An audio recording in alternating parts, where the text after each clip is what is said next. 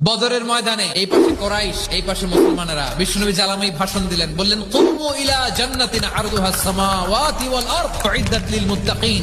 আমার সাহাবারা, ওই জান্নাতের দিকে ছোট, যে জান্নাত আকাশ জমিন বিস্তৃত। তোমরা দেখতে পাচ্ছ এটা বদরের ময়দান না, এটা আল্লাহর জান্নাত। আওয়াজ করে পড়েন আল্লাহু আকবার। বিশ্বনবীর এই কথা শোনার পরে এক আনসারী সাহাবী সাইয়েদনা উমাইর ইবনুল হুমাম রাদিয়াল্লাহু তাআলা আনহু খেজুর খাচ্ছিলেন। তিনি বিশ্বনবীর দিকে তাকিয়ে কথা শুনছেন আর খেজুর খাচ্ছেন। যখন বিশ্বনবী বললেন জান্নাতের দিকে ছোট, যে জান্নাত আকাশ জমিন বিস্তৃত, বিশ্বনবীর কথা শোনা মাত্র সাইয়েদনা উমাইর ইবনুল হুমাম বললেন বাহ বাহ, মানে চমৎকার। বিশ্বনবী বললেন মা ইয়াহমিলুকা আলা কওলিকা বাহ বাহ ইয়া উমাইর।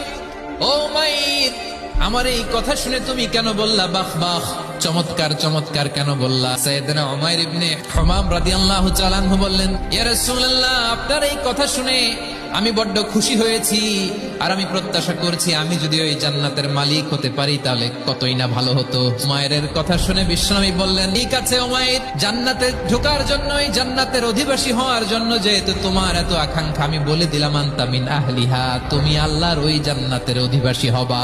যাও উমাইর, তুমি ওই জান্নাতের অধিবাসী। তার মানে সহজ কথায় তুমি জান্নাতি।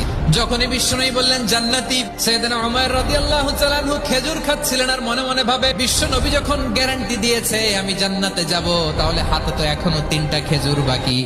এই 3টা খেজুর যদি খাই তাহলে জান্নাতে ঢুকতে দেরি হয়ে যাবে। এই চিন্তা আসা মাত্রই খেজুর 3টাকে তিনি ছুঁড়ে মারলেন, তলোয়ার বের করে আল্লাহু আকবার বলে বদরের ময়দানে ঝাঁপিয়ে পড়লেন। আল্লাহর শত্রুদেরকে কচুকাটা করে এক পর্যায়ে শাহাদাতের সুধা পেয়ে নিজেও জান্নাতি হয়ে গেলেন। পড়েন সুবহানাল্লাহ।